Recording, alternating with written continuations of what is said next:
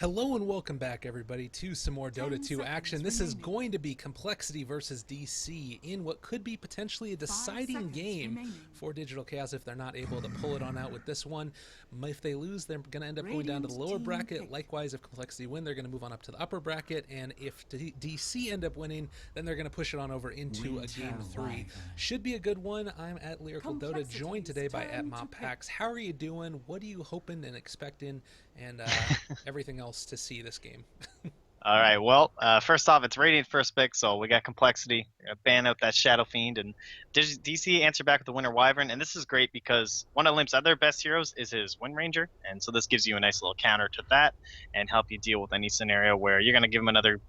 I mean, Shadow Fiend's not the biggest playmaking hero, but in terms of getting farm and killing people, he's very good at that. So Wind Ranger is another hero in the same vein, and we've seen his performances on that before. So maybe trying to force him into a different role because it does leave open something like the Alchemist if they want to try it.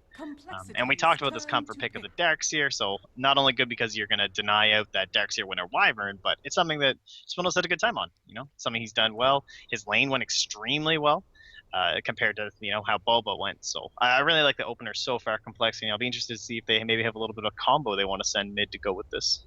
Absolutely, it certainly should be interesting, and obviously we've been seeing more and more often teams that will run two heroes in that mid lane just to be able to get whoever it is in the mid lane off to a good start. It's something that's very frustrating to play against, and definitely makes a lot of sense to be able to run that. So as we talked about, Shadow Fiend gone, as well as the Wisp, Doom, and the Lich, Winter Wyvern, Darkseer, Dazzle. So all the defensive supports pretty much accounted for. The big one that's still on my mind is Tusk here, who could end up getting picked up. Of course, if they wanted to, they could run something else, like, as you mentioned, that Wind Ranger themselves, always an option if DC wanted to run that.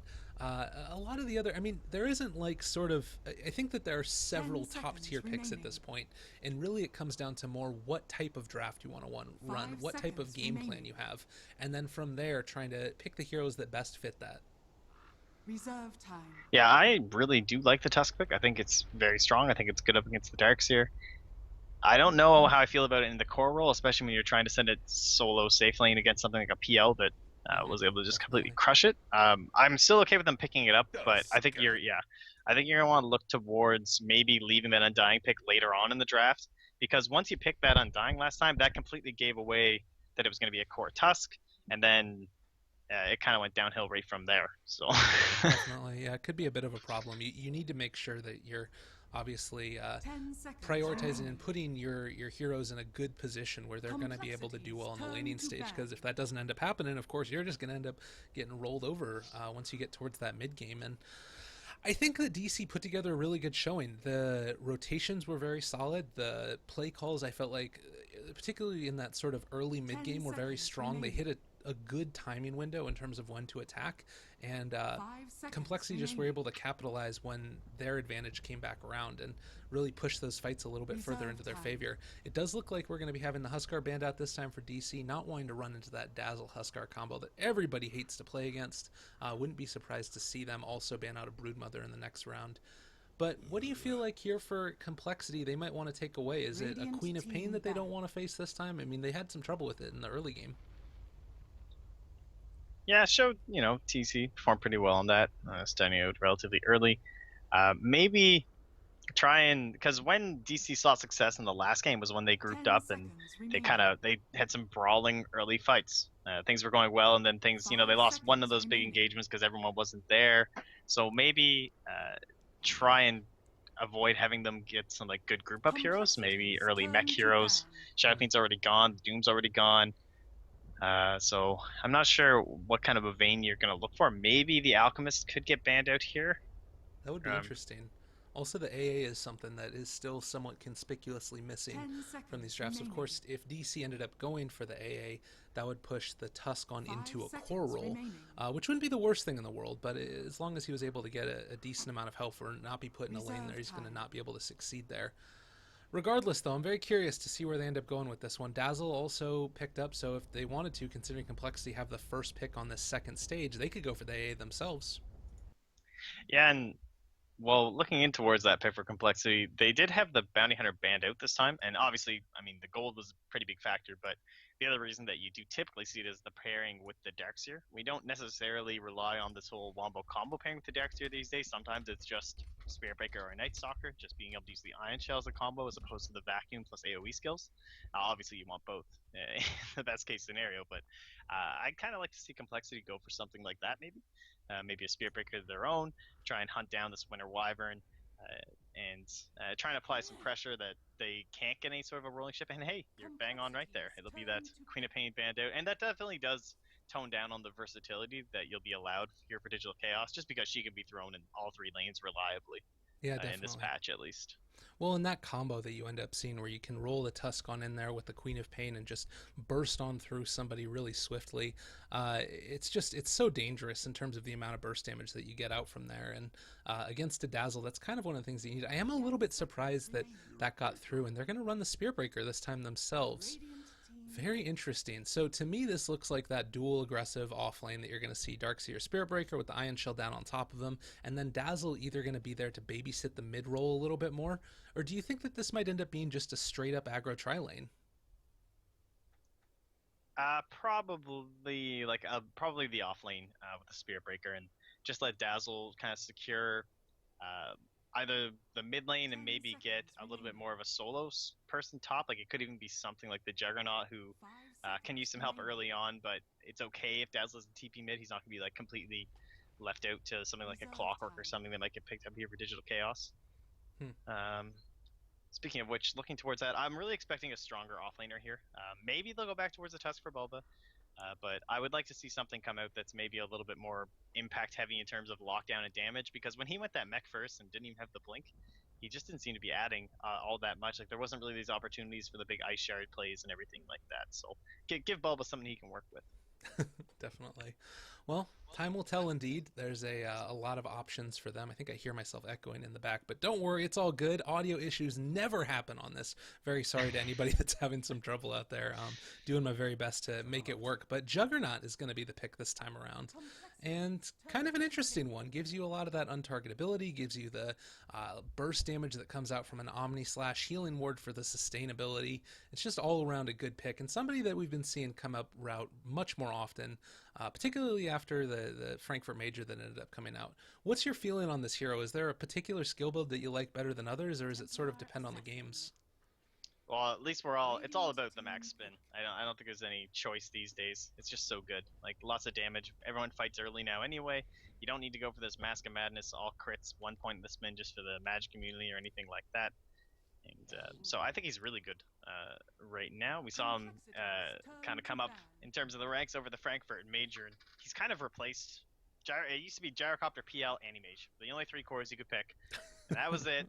And now he moved into that kind of the second tier. I would say he's actually probably just below Gyrocopter in terms of this traditional one role that gets picked right now. Right. But Well, last band's time. It's interesting too. I'll mention this just real quickly before we get on into the next bands, that really with Gyrocopter, I feel like you need to run him with a defensive support, whereas Juggernaut, you don't always have to. You can kind of run him solo there as long as there's not a ridiculous amount of burst damage in the physical form in the early stages of the game, and then he's pretty much okay. Templar Assassin is going to be picked up by compLexity with a Bane for DC, and as you mentioned, the last stage of bans here, we do have the Bounty Hunter that will not be taking an appearance, but also potentially Broodmother could still get picked up. Magnus. Yeah, the Mag Jug combo. That makes sense to me. Yeah, I don't want to get the Empower heading out there. So just a kind of a standard ban there. Makes a lot of sense. So obviously thinking it's going to be that mid hero. With the picks, they have not really much other choice, and it will be this Bubble Tusk again. So looking towards something that's, well, I guess it could be Yawar or TC. I'm thinking the Juggernaut will probably be TC, but I said the same thing with the Gyrocopter, so I guess we'll find out.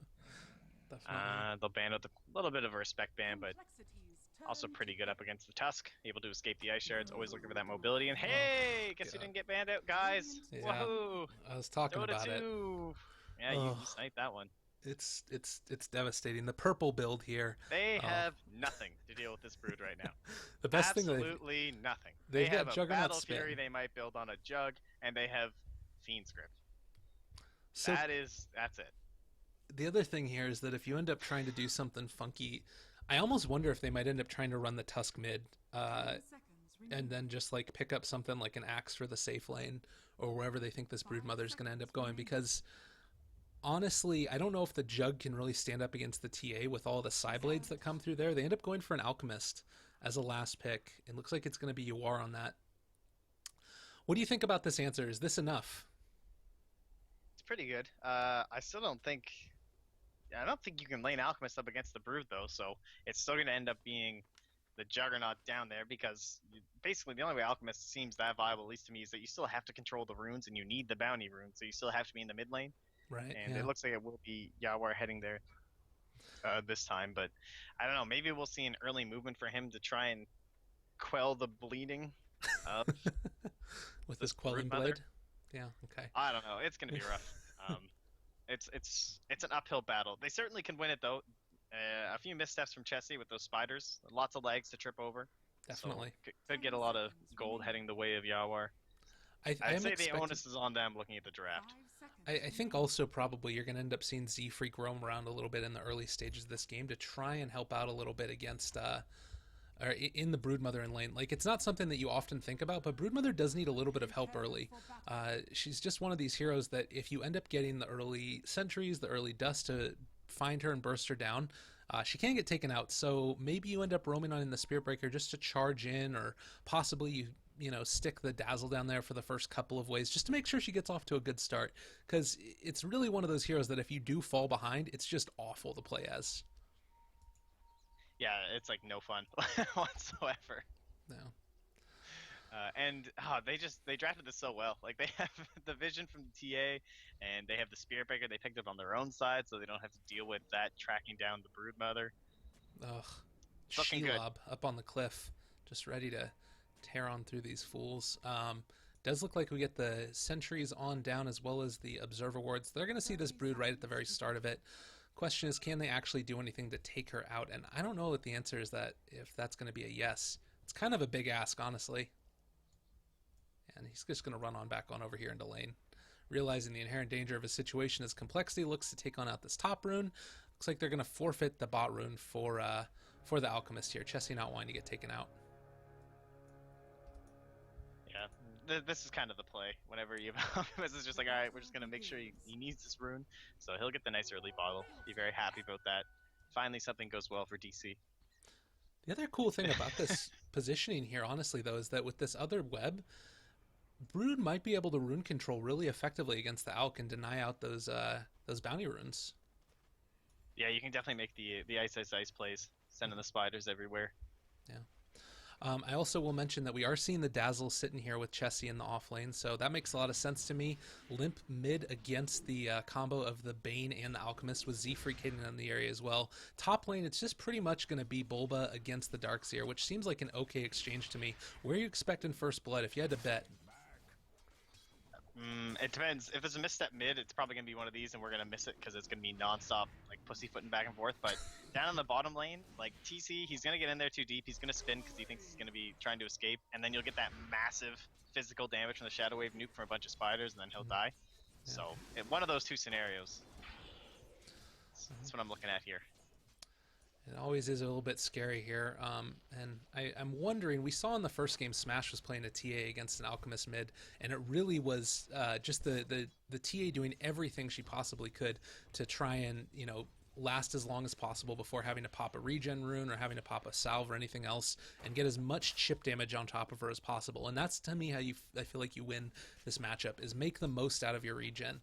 Of course, that does put you in a position where you can definitely get bursted if you're not careful. There's the charge forward onto the Alchemist, and just going to trade hits here for a little bit. Lots of damage with the Brain Sap as well, and after they end up dropping on down the poison, it does look like compLexity are going to have to back out here, but so far, looking decent as compLexity take an early last hit lead, 7-2 on the Darkseer versus the 4-3 on the Tusk, and TA sitting up top as well, although relatively even on the Alchemist, so this isn't too bad.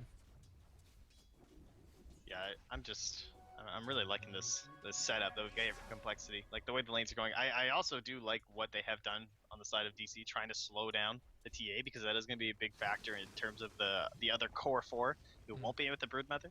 Like, Darkseer is so amazing in these scenarios because he gets a nice and early mech, and the earlier you get that item, obviously, the better it's going to be, being a static heal amount. Definitely. And having, like, you still need the right-click damage, though, in order to partner up with this whole core of groups that's supposed to push one tower while Brood pushes the other. So, like, it's basically impossible to slow down the Dark Siren, so slowing down Limp is going to be very nice. And trying to stem the bleeding of all these pushes. There will be a charge down bot onto 1437, but it'll be cancelled there by Z-Freak. It's a And little hey, bit aggro scary. tri-lane. Not the one that we were expecting, I don't think. No, definitely not. But it's a scary one nonetheless. And I think that we're just going to see Z-Freak continuing to roam around here. Does have the level 2, so always a chance for 17% to come into play. And wherever he goes, death might follow, depending upon if he overextends a little bit, though. It could be him. Yeah, I'd like to see him go get an Iron Shell once there's a couple more levels on Swindle. Generally level 5, the third point in the Iron Shell. It's pretty devastating. Yeah. So kind of head up there and try and make your moves from there. Maybe with a smoke, because you'll probably anticipate the warding. Yeah. And looks like he'll go bot instead. And he's spotted up by a ward. Yeah. Good warding here all across the board by DC, making sure that their lane is pretty well kept. And so far, about as best you could hope so far out of this matchup. Chessie really hasn't been able to apply too much pressure. Juggernaut getting relative free farm is actually outlast hitting the Brood, and those aren't spider kills. Those are mostly just creep kills with the early point in the crit, as well as having that healing ward there if he has to sustain on top of the Blade Fury. So I think that they've been able to secure this pretty well so far, with Aoi sitting around on that Winter Wyvern, continually being able to toss on out those Splinter Blasts. It's been about as best you could hope so far at a DC in their laning phase. Yeah, but at the same time, like, when you don't start crushing the spider, Yeah. you start to get a little bit nervous, you know? Like, oh, we haven't killed him yet, and oh, he's getting farmed, he's got a soul ring now, and he'll start to whittle away. Oh. Oh, there's that Shadow Wave! Half his HP just immediately gone. Yeah, that's scary. Maybe could have followed that up as well with another stun or something, or the nuke coming out from the Brood, but didn't end up doing it. It's feeling like more and more you got to be so careful. Dazzle's gotten 2 levels in this Shadow Wave right now, and while you do have the Splintered Blast that's coming out, which is great, and it's 2 levels in that as well, it scales great in terms of the nuking damage. First Blood ends up getting committed. Sorry I ended up missing that one, as we ended up seeing a charge on into the mid lane, and Limp picked that one up. As we talked about, anything can happen. Oh, Swindle's in trouble up top. He gets Brain Trap, puts down the wall, though. The snowball on top of him, and he will go down. That was pretty close. Bubba actually in the wall, but thankfully his illusion was still alive, so he survives. Ooh. Yeah, it looks like, oh, did he just get cancelled? Oh, he has to because of the charge coming in, though, so Z-Freak will clean him up. Well done there, being able to pick that one off. And a little bit of early action here as 1437 is trying to chase, does end up getting the Nightmare down. This is probably going to be a kill. Has a Mango if he wants to commit it at this point. Might just instead go for a little bit of a more of a greedy style and just go for the right clicks. He is going to be able to find him out. Oh god, is he really going to get out of here? He doesn't have enough mana for charge. He's just trying to juke for 40 mana. He eats the tree and then eats him as well. 1437 getting the kill. Well done there. Mind games. Yeah. I mean, he would have had to juke for 40 mana. That probably wasn't going to happen. And that is an aggressive observer right there. Yeah, Just outside the tower range, so they'll have a good eye in terms of what Limp's up to. And he's only level 6, and he's, yes, I mean, for a TA, it is suffering. Only 23. Yeah. It's not the best. Generally, we see Limp kind of clean up these matches, but we all know how frustrating the Alchemist can be, being able to zone you out with the acid spray, especially as the TA who relies so heavily on her refractions, but she will grab up the bounty rune, so she sticks it to Alchemist this round. Definitely. Won't be getting the bonus. And keeping up in net worth fairly well. This is going to be Bulba getting charged on its Spear Breaker. Oh, that's wonderful. That's just really great to see. He is going to have to run away this time. Walrus Punch connecting from 700 range away. Don't know how that one happened, but whatever. It's fine. They end up getting the Walrus Punch down, and that's pretty relevant. You know, you don't end up getting a rune up on your Alchemist now. He's going to have to still be able to spray out a good amount of the acid spray, but I don't think that he finds a kill here on Limp unless it's a pretty big outplay. Denies abound. Yeah, he's actually got 2 points into the greed, so it looks like this will be the more classic build, I believe. Oh, and he gets the bonus points from the TA traps. I forgot about that. That is pretty excellent, actually. The bonus gold. That's good enough reason to take 2, even if you go combat build, honestly. But I'm thinking, at least right now, he might be going for the Radiance. Well, just because of the Brood, right? Yeah, that to me makes sense. Then again, maybe if you want to try and fight a little bit more, can they find this kill here? Alchemist starting to drop pretty low. They have the Ion Shell on top of him. Stuns coming out is going to end up getting the kill, though, in the end. TA picks that one up. 1 bash for the Bane's trouble. And complexity's starting to take a little bit of a lead here in this game. About 1,000 gold as well as right around 1,000 experience. As another charge comes in here on the bottom lane, they are going to be able to find out Chessie. Can they get the kill on this Winter Wyvern, though? I think that they're probably going to cancel this one, as the salve does come on it. Instead, just going to lay on down a ward there behind the base. Yeah, and they'll actually spot a Bulba walking home. Oh, he must have gotten some else courier. Nope, just a stick. Okay. I guess he's heading mid. This looks like this tower might just be forfeit then. Yeah, Dropping relatively low. That's really not what you want to have happen. TA, meanwhile, is going to be able to continue to stack on up these Ancients. So that's the one plus side to this. TA currently on top of the net worth, ahead of the Alchemist. 1437 here is going to get charged on up. And with the TA in the area, that's definitely going to be a kill. No Invis rune for you, buddy. You're going down. Nightmare down, though. And I think that they're going to be fine. That's a couple of runes still. Denier of runes, honestly. That's pretty awesome.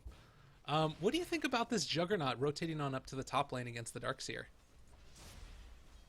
Well, it's definitely given him a place to farm. It's a little bit too risky with the Broodmother and the Dazzle.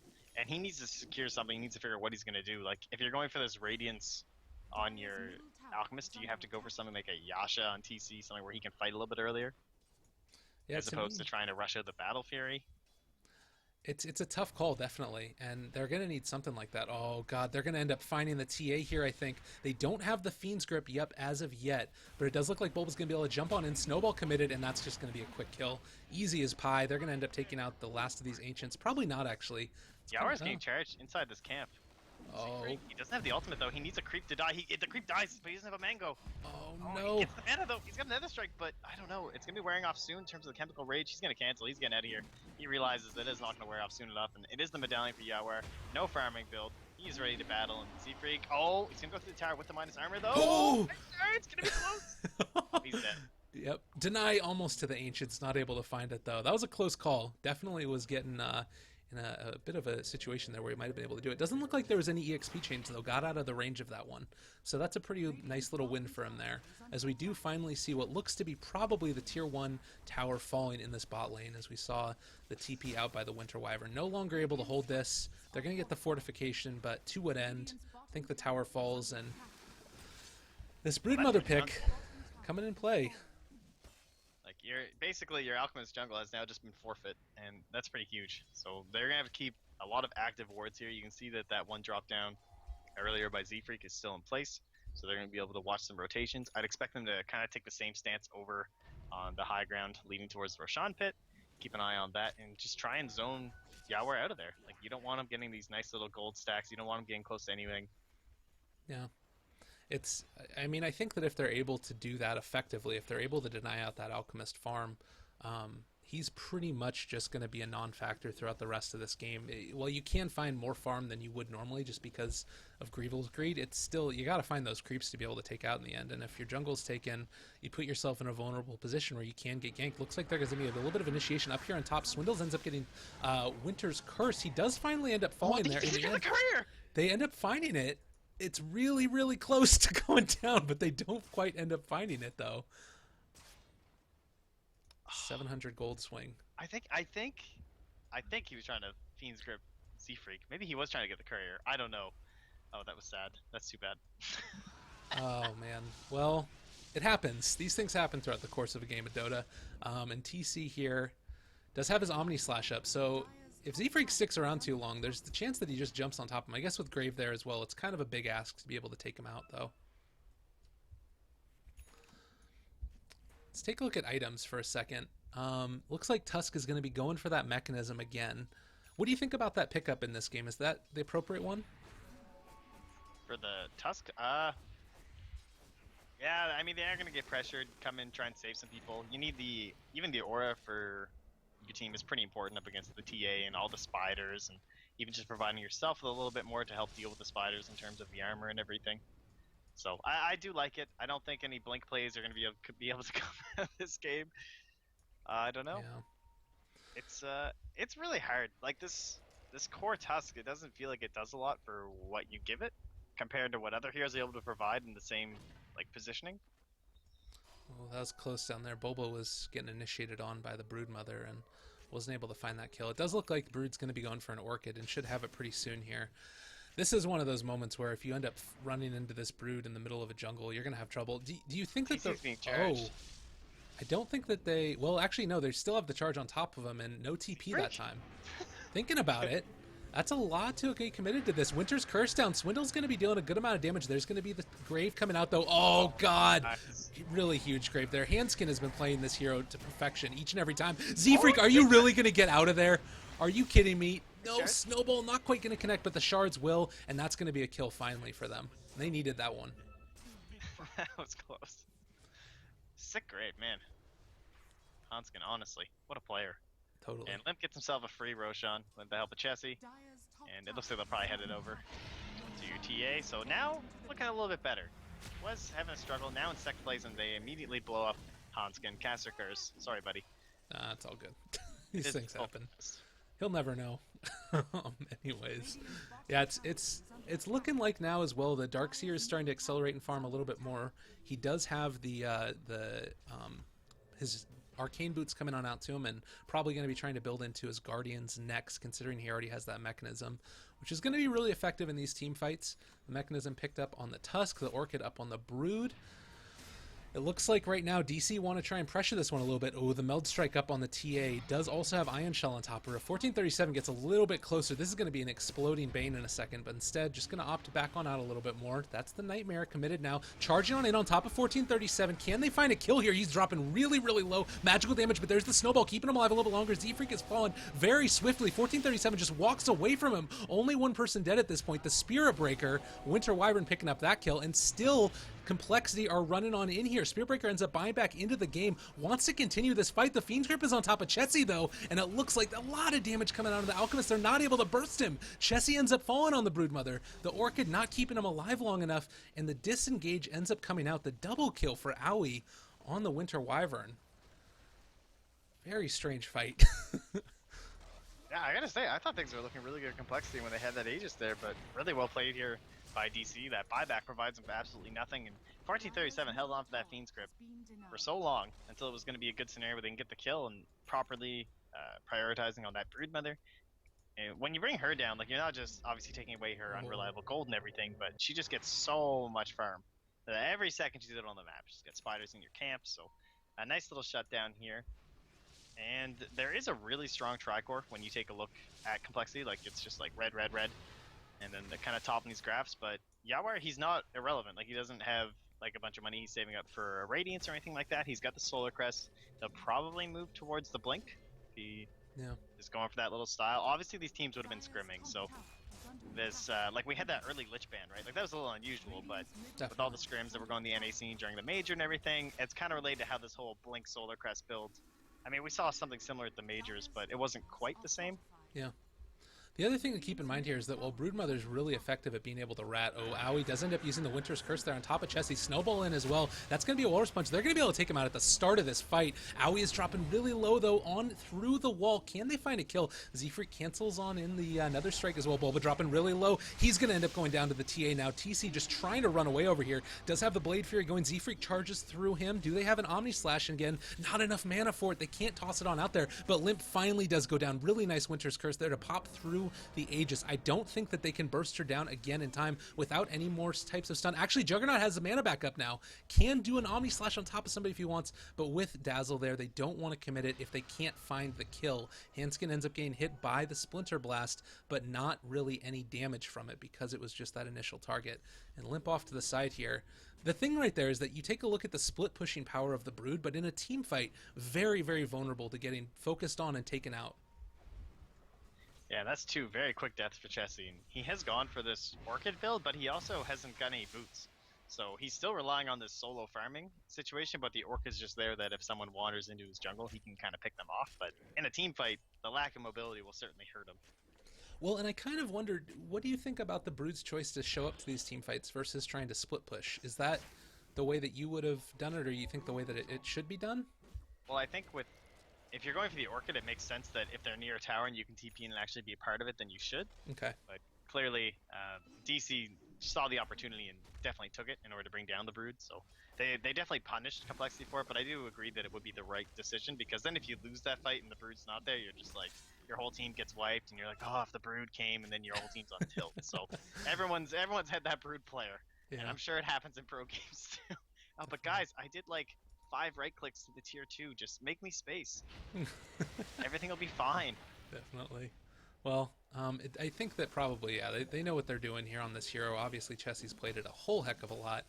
But now Alchemist is starting to get up a good amount of farm. 4,100 Burn, gold baby, on burn. him. Is He's got to this... be going back for the Radiance. It seems like that's definitely the play.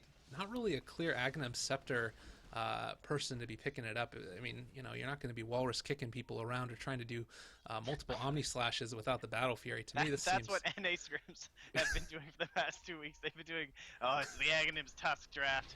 Ah, damn, Alchemists.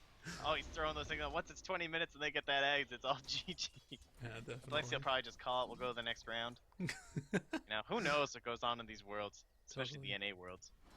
God, it's true. There's definitely some clowny stuff that does go down from time to time, and we saw what do we see, the Dagon Nature's Prophet in the last set of games as well, which was just wonderful. And that is going to be the relic picked on up now for UR. So ready to start taking on out these ancients. Doesn't quite have the acid spray up as of yet, but is going to be starting to hit for a significant amount now, and probably going to be trying to clear out the jungle soon afterwards.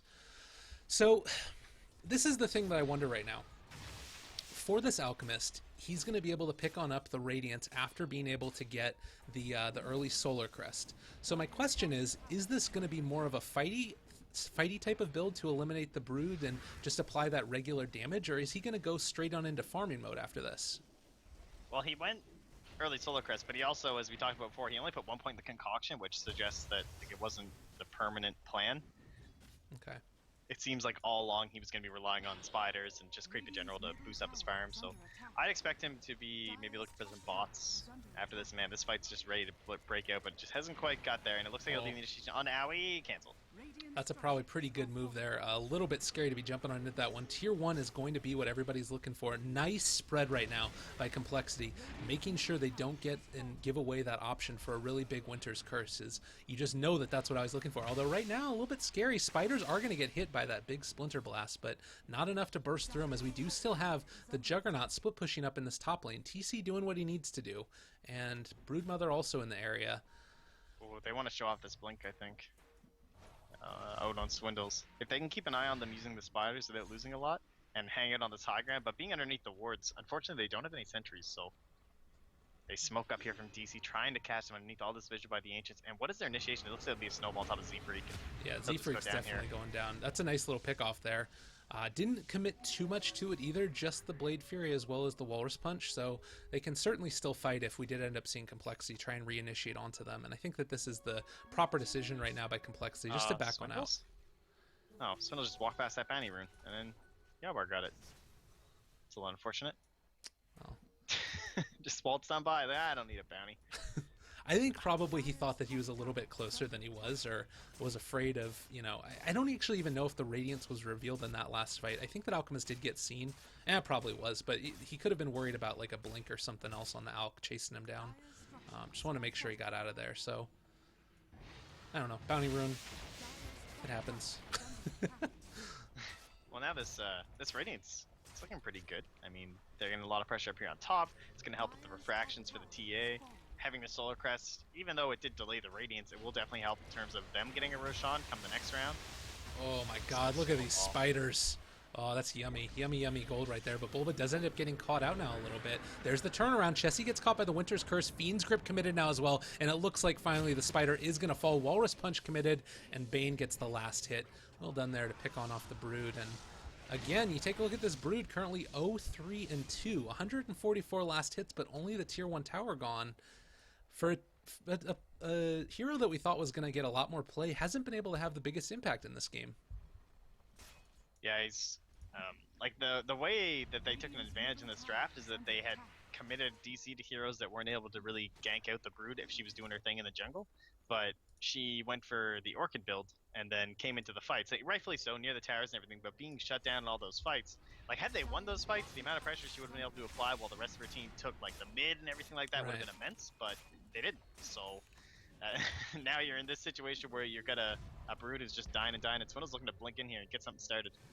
A little bit scary. Z-Freak is going to commit that. Oh, nice stun. Oh, God, the Omni Slash, though, is it going to be enough? Limp is dropping pretty low, but I think that he's going to be okay throughout all this. On the backlines, they're still fighting there. Juggernaut is just tearing on through that Spear Breaker. He's going to be falling pretty low. Limp's still dropping. They end up getting the Radiance Burn. Enough of it to kill him on off. Trying to chase on out here after the Bane. Can they kill him in time? The Wand Charge not going to be enough, as Z-Freak with the Ion Shell on top was able to kill him on off. TC is dropping pretty low as well, and at the end of the day, the full kill score is going to be a 3-for-1, as only the TA ended up going down. A nice fight there for compLexity. It's exactly what they needed. Yeah, nice play by Swindles coming the back. So we had your Juggernaut, he ends up moving up there forward, kind of ahead of everybody, so TC's up there dealing with him near the tower, but in the back lines, Swindle came in and hit a nice little vacuum wall, and although it didn't put out an immense amount of damage, because it's a little bit early on the game for that, it definitely held them back from being able to communicate and use their skills in tandem with TC. Yeah. And so I think that was a massive reason as why they lost that fight, actually. Well, Alchemist now building on into an Ultimate Orb. I'm assuming that this is going to be building into a Manta afterwards. Just to sort of go for that split pushy, make sure that your lanes are constantly out, you're not being too pressured by the Broodmother. Also, it's worth noting at this point that Tusk has been able to pick up his Blink Dagger, so a lot of damage can come out very quickly, and it looks like this is going to be their opportunity to try and take Roshan, although they might know this is going on. I don't think they can get here in time, though. This damage is just too much coming out from Limp. Yeah, you've got the Broodmother and all her friends, as well as the Deso. Yeah. And they'll just have to back themselves away. So now the next round begins, and we'll see what they can get done. Yawar, he's trying to get up towards that Manta Sound, trying to exert this pressure on the other lanes. You've got TC out and about, but the problem is it's pretty scary for him. Oh, bottom lane. Owie here is orchid it on up. The snowball is going to keep him alive a little bit longer. Owie ends up falling without casting Winter's Curse. Boba falls as well. 3 very quickly dead right now for DC, and I think that they might be able to chase this a little bit further. There's the buybacks. They needed to have that happen, and now maybe going to try and force the fight a second time through. All 5 heroes right now are here for compLexity. If they can find a Winter's Curse, it's going to be great, but it doesn't look like that's going to happen. Take a look at that fight recap with buybacks achieving nothing. That's going to be a 3,000 gold swing almost. It's getting up there. It's a very dangerous situation right now for DC. They need to, I'm not sure, pump the brakes or something, try and find the team fights with them initiating onto them. It's so hard with the Spear Breaker, though. I don't even know how that happens, honestly. Like, I was just about to talk about how they have such great visions. They know exactly where DC, or where compLexity is, because you have TC up in the top lane. He can tell if there's a charge coming. The only thing that'll stop is spin TP. And they can try and at least split push these lanes, but they just hugged that tower a little bit too close, and compLexity took the opportunity. A pretty big misstep. I'm not sure. I guess that the Spear Breaker ended up picking up an Invis Rune or something along the way, but he was invisible throughout that fight, or throughout that charge, right? I'm not crazy. I don't know. Honestly, I was looking at the top, looking at TC. Interesting. Well, regardless. They might have smoked, honestly. Yeah, that could have been it. Sumail, please, ends up getting the call. This has sort of been the... God. Well, I mean, that's what you have to do, right? Once DC loses the first game. Yeah, Sumail hops on the PC for Yawar. That's the play, so... I don't know. Sumail's doing his best here. I don't know if he can carry this, though. We'll see how it ends up going. They do end up running on into Chessie in a second or two here. They do spot him. Oh, there's the jump forward. They don't... What? Where was it? All right, they're going to be able to get this initiation off. I think all of these spiders are about to go down. Okay. Oh, that's why. Wow, okay. Holy crap, that's a little bit... I was wondering why he didn't initiate. So, with the BKB up, he's still going to be able to burst on throw him with the Walrus Punch, but I was like... Why does he not see him? What's going on? I was like, what is happening, Bob? I was like, oh, okay, that makes more sense. Yeah. All right, well, lots of spiders. Spiders everywhere. Alchemist is starting to burn on through them with his Radiance, and I think in a second he's probably going to be able to take him down. Tusk ends up reconnecting to the game. Thank you very much for letting us back into this one. We'll see how this ends up going here. Worth noting, there is still a tier 1 tower that's up in the bottom lane for the Dire, so if they want to, they can come and contest this, but I think that he just goes down. Well, all right, the snowball on back. They're just going to take the spiders and bounce. You are in a little bit of trouble. Now trying to chase this a little bit further. Fiend's Grip on top of Chessie. He might drop down. Vacuum Wall on top of 4. That's what they needed, but TC is spinning on through everybody. Nice Grave, keeping Chessie alive a little bit longer. I don't know if it's going to end up mattering, though. Alchemist gets a bounty rune in the meantime while the fight is going on. More money, more problems. Hanskin ends up dropping on the back lines as well, and now trying to see if they can take on out Z-Freak, but he ends up getting out of there. I can't believe that Alchemist got a bounty rune in the middle of all that fighting that went down. That was like the most classic thing that happens with the Darkseer. It's like, oh, the 5-man vacuum wall, and no one else. Yeah. TA, Limp, where are you? It's like, I'm coming, guys. So, I mean, it's pretty and everything, but it definitely does not exert enough damage this early on. Maybe if TC had that Battle Fury during that fight, but it's on its way now, so they're gonna have Radiance, and they're gonna have the Battle Fury, and suddenly this is turning around. Like, what had turned into, I mean, it had turned around for complexity, but now it is way back in the favor of DC in terms of the momentum here. I mean, you take a look at difference in terms of team nets worth. It's back and forth. There's been a 5,000 gold lead at one point in this game, but it's never really felt like one team is completely and totally taken over the course of this game. Z-Freak does end up Glimmer Caping away from this one. I think that they find him, though. If they wanted to, yeah, they're just going to hit the snowball, and he's definitely going to go down. Nobody anywhere nearby. Oh, my God, charge away. Are you kidding me? Can't get it. Oh, that's pretty. That's nice to have that happen. The charge away nice. Into the TP, like 700 units away from them. Yeah, charging into the trees just made it so that 1437 couldn't get the nice little nightmare off, so don't have to deal with that. Thank you, Fog. And he'll live. Thought you said fogged for a second. I was like, he's not in this game. What are you talking about? I'm sure he's coaching or something. I'm sure his team will get announced tomorrow. Definitely. Well, TA now is currently looking to get herself towards that. Assuming that this is going to be the dataless, not really the time for... Well, do you think it could be worth it to go MKB for just the Radiance burn? Yeah, honestly, yeah, we do see it quite a bit, and it is pretty good anyway on the hero. And you might eventually have to deal with the butterfly, possibly from TC, so it's not really the worst. But when you're someone whose complete damage relies on it, I think that makes a lot of sense. Yeah. Well, time will tell. We do already have the Aegis on up on the Templar Assassin. Also, the Boots of Travel now picked up for the Alchemist. They're getting ready to defend this one, and this team fight, it's going to come down to initiation, follow-up damage. Can they burst through the key targets at the start of this fight? I think that Handskin is definitely, as we talked about, #1 priority. They have been focusing Chessie pretty consistently. Oh, God. Aegis just now expired also. Yeah, Swindle's vacuum. Oh, can come out in a second. The Winter's Curse, though, on top of Z-Freak. He's falling. They're going to be able to take him on out now. Chessie is looking to fall as well. They do end up getting a lot of damage. Lip is going to get torn through. And now we have a couple of heroes dropping on down for complexity. Can they take this team fight further? Oh, the Fiend's Grip is going to be able to take on out that Darkseer and then just continuing to slaughter all across the ranks. The only one that gets out is the Dazzle. Oh, MotPax. Disaster. Pretty much. Look at that. Wow. That was a huge team fight. 6,600 experience at the end of the day. And Did they even take damage? it doesn't look like it. Like, oh, man. So there was the wall from the trees. There was no vacuum play. Eventually there was a vacuum, but it was only onto illusions. So there's basically a non-factor in that fight. And I think the Greaves might have been on cooldown, because, yeah, they just came off cooldown like 3 seconds ago. So I think they were actually cooling down during that fight, so no heal bomb to come out. Like, it seems to me one of the main sources of damage here for complexity is the TA being able to level several shots on top of heroes and then just sort of get the Psyblade damage going through. But it seems like the Juggernaut's been able to find her, or somebody's been able to find her and just keep her locked down. That Aegis timing, though, like... Oh, yeah, totally. That was devastating. Well, DC take a nice little win there, putting themselves in a position where they can maybe end up winning this one. 7,500 net worth lead. They've brought the experience back to even. Big items getting picked up. The Wyvern's going to be able to have a Blink Dagger in a second here. Bane had finished the Glimmer Cape a little while ago, but Tusk also having his Blink Dagger. Guardian Greaves, Manta style up on the Alchemist. Manta style up on the Juggernaut. What more could you want? I guess Octarine. They have a lot of lane push. Yeah, it would pretty much be the Octarine core now that he has those bots up.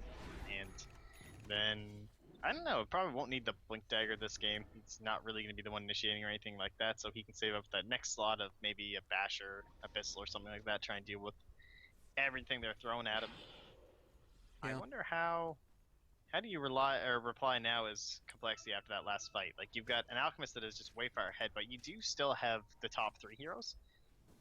I mean, you've got the Juggernaut, I should say, mixed in the middle of that, but you know there is a little bit of a drop off thing towards Balba and Aoi, as well as 1437. So, Well, it's tough. Like I also wonder. We talked about initiation and how important that is. The problem is, of course, if you've got TC here on your Juggernaut, and you sort of think about the way that Darkseer ends up. I think Darkseer or Spearbreaker is their main form of initiation. I would rather see Spearbreaker initiating in on top of somebody, and then you're able to follow it up with the vacuum wall. Just because, like, the jump on in by the Darkseer, to me. oh, this is so good. This bait by DC. They're completely baiting out Yawar. Oh, God. All right, here's the jump forward. They're going to be able to... Oh, he actually does end up falling. The Alchemist dies, but Limp is starting to drop a little bit low as well, and they weren't able to back him up quickly enough. And the bait is starting to get turned around here, immediately taking on out the Healing Worm. Chessie is nightmared up. It looks like TC is going to be able to get out. They also get out everybody else. Aoi going to blink away into the trees, and they only end up losing the Alchemist. So it looked like it could have been good. That play only works if you actually save the Alchemist. Right. That is the issue. Disaster. So the Winter's Curse comes out a little bit too late there, no saves. And now that means they can check out Roshan. Fortunately, for the side of DC, it is a later spawn. And again, the Graph is going to be doing a little bit of rubber banding, I imagine. Yeah, back and forth we go. About 5,000 net worth lead, experience 2,500 in the favor of complexity. So back and forth we go.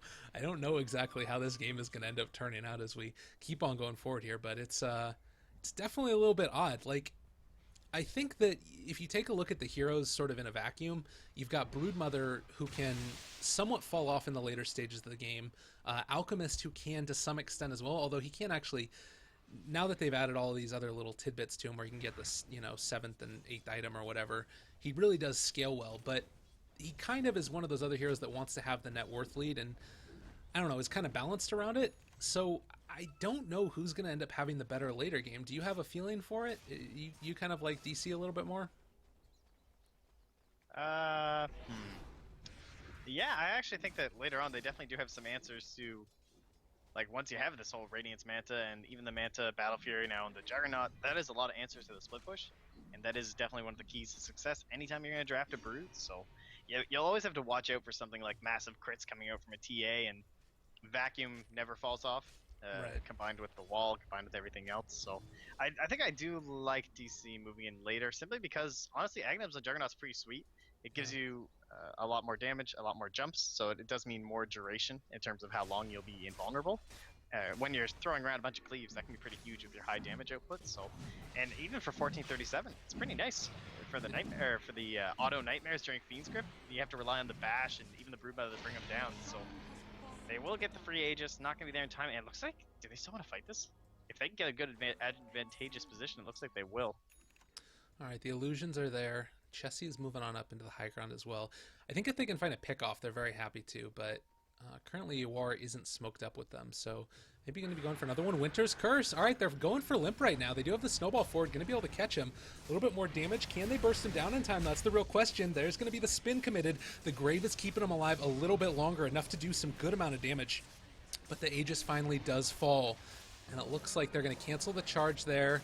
Do they try and continue this fight against TA? Not going to be able to hit it. Chessie's in the middle of everybody. Nice vacuum wall, and now they got the BKB up on the Spider. Nice going to be there for the Cold Embrace as well, though. Starting to deal a lot of damage with the Omni Slash and the Battle Fury going forward, but TC needs to get out of here before he ends up getting taken out. Chessie is alive with that cheese. Nicely done there. Limp is caught out, though. Now with the Fiend's Grip, it looks like he might fall. Nice charge through. Zefree connecting onto Severin. It looks like they might be able to turn this one back around. Another clutch Cold Embrace is going to keep alive that Juggernaut, but he finally ends up falling. Can they survive this one at all? Everybody is so low. They need something to be able to bring it on back. Beethoven dropping again. They're going to go back in again with the Tusk. Swindle, can they catch him out? It looks like he's going to be able to get away from there just barely. No Grave necessary, although he does still have it up. And it looks like at the end of the day, oh, complexity turning it back around yet again. They do have a lot of damage there, charging over the Ancients. Aoi is going to get caught out now, maybe bashed on into the other side of it. It looks like he is going to end up going down, although the Alchemist gets out.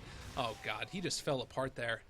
Huge crits coming out, huge damage, Exactly what complexity needed in that engagement. And again, another big swing back the other direction. Every ability. Look at that fight recap right now. I've never seen this many abilities used in a team fight recap. It's not even showing up for mine. It went so long.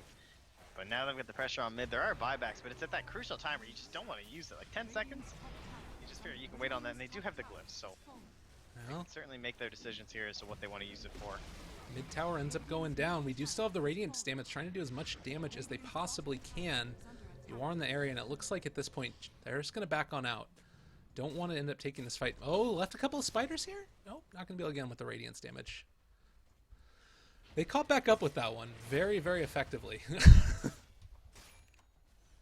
Yeah, and then when you're looking at that, like the Alchemist does factor in, even though he, well, I guess every time you go for this Radiance Manta build, like the total net worth isn't completely reflective of how much damage you're, going to be able to output in the fight, as opposed to a TA where it's basically, if you have X amount of money, you are X amount of destruction. Oh, the courier goes down.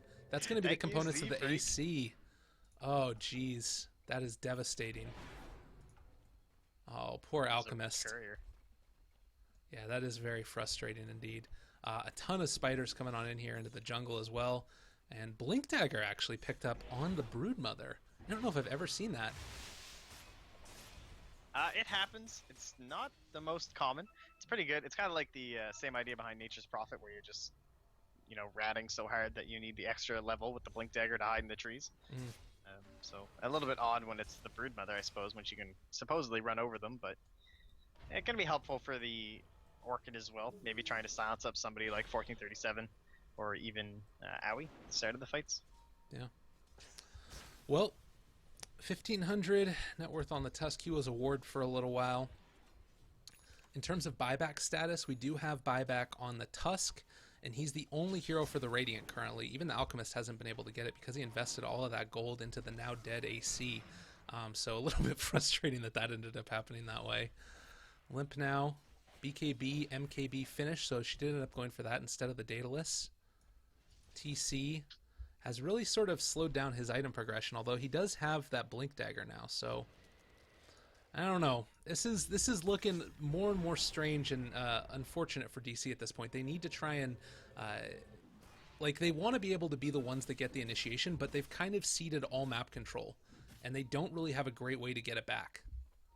Well, they do have a lot of this wave pushing out, and as this game's starting to go on, like we've already seen Chessie kind of struggling this game as the Broodmother because he didn't get that nice early split push. Like he didn't force. No one was TPing back to defend bottom lane or anything like that from the Broodmother, and that's one of the biggest things that you're looking for here. And as the game keeps going further on, I'm actually really starting to like the position that DC are in. Like they're pushing these waves out with ease. They're kind of sticking together as one. They have the boost of travel up only on the Alchemist for now, but once those go on top of TC, I don't think Z-Freak's really in a position with a Glimmer Cape and Treads to like put any sort of pressure on TC at this point, and he can essentially solo push by himself. Yeah. Just as long as he has eyes on Limp, but I don't know. I think obviously one wrong misstep can be pretty devastating in the side of DC simply because of how much damage Limp can do to towers, but similarly, the waves are going to completely melt to Yawar and DC, so it's fairly even right now, I'd say, in terms of chances of winning at this rate. I guess the real thing that I wonder is I took a look at it. It's a 14,000 experience lead for complexity. The thing that I worry about, and I agree with you that as this game goes later, oh man, there could have been a catch there. Z-Freak was charging on in, but didn't end up catching the Tusk on the way out. I think that he was actually charging the Bane maybe, and there's the AC finally finished on the Alchemist. It seems to me like there's a timing right now where complexity can maybe just try and end the game with this little bit of a lead they've been able to build. If they get one more team fight, there's the charge on in. BKB committed now. TC is starting to get dropped down a little bit. There's going to be the vacuum wall. This is almost the perfect initiation for them. Can they materialize something out of it? The Omni Slash is starting to go. Limp is going to be separated from the rest of this team, but I think that they're going to be able to do this one. Winter's Curse turnaround. Oh, can they find this kill? 3 heroes right now dead for DC, and Chessie is continuing to chase. They're going to come on in here off the backside. Alchemist, can they burst him out? They do end up finding the bash, and he's going to end up going down now. 4,300 gold on him. They need to buy back everybody right now. Buy back immediately on the Alchemist. Juggernaut as well. The Tusk comes back. Oh, God. I really think they need to buy back the Jug. and they are going to do it. 3 cores back up, and it looks like they're going to be going for the racks, not dissuaded by the buybacks at this point. Bulbo a little bit far forward. TC does not have Omni Slash, but he does have Manta as well as the Battlefield. There's the jump forward. Can they get it though? Oh, the 3-man vacuum on back, and it looks like this might just be it. compLexity, wicked 6th Street for Limp. He has been playing this TA almost to perfection. The mid barracks go down, and it looks like they're not going to stop there. Going for the tier 4s. Oh, DC, they looked good throughout both of the games. There was multiple moments where I felt like they were going to take control of it, but end up getting called the GG this time around. Oh, Mr. MotPax. It's unfortunate. Smokes. Again, compLexity with very good positioning. And using the bash right over the trees from the fog, able to catch out TC, and they just blew him up. Limp got right in the middle of the fight. How about that Lotus Orb as well from Swindle Mounts to reflect the winner's curse? That was pretty clutch there. Nice, nicely done. They split up the fight and just took it to him. I don't know. Just outplayed, I guess. Well, that's going to do it, at least for us today.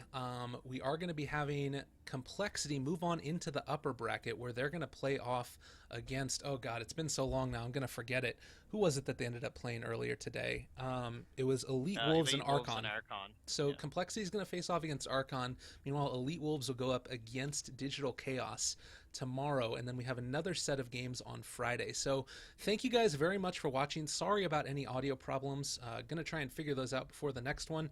That was something that was not an issue until today, so I'm really sorry about that one. Would have loved to fix them for you otherwise, but this is going to be the end of our coverage for today. I think that there are more EU games that are going to be starting at 8 o'clock PST tomorrow. I'll double check that one for you guys, but more group stages, I believe, is what's going on in the EU, and that should be on this channel as well. Dota Starladder _EN, and of course Twitch.tv. So thank you guys again. At Lyrical Dota here, joined by at MotPax. Any final words before we end up signing off here? No, we had 2 pretty quick 2-0s right there. So well played by Archon earlier, and again well played by compLexity here. I'm really liking this new roster. Looks like these guys have a lot of synergy, a lot of good strategic strats coming out. Those are the best kind of strats when they're very strategic. But from what I understand, they just have a lot of history together. So I'm excited to follow these guys, see what they can bring out to us. But yeah, you can follow me at MotPax on Twitter. And I do cast FPL, which is supposed to start up after the majors. Everybody spam face at Mikey. Hopefully, I'd like to get that back and going. But I might join you for that stuff. That sounds like fun. Woo! Yeah, good stuff. All right, well, thank you guys again for watching. It's been an absolute pleasure casting for you all, and have a wonderful day. Go play some Dota. Go watch some more Dota. Keep it real. See you guys later.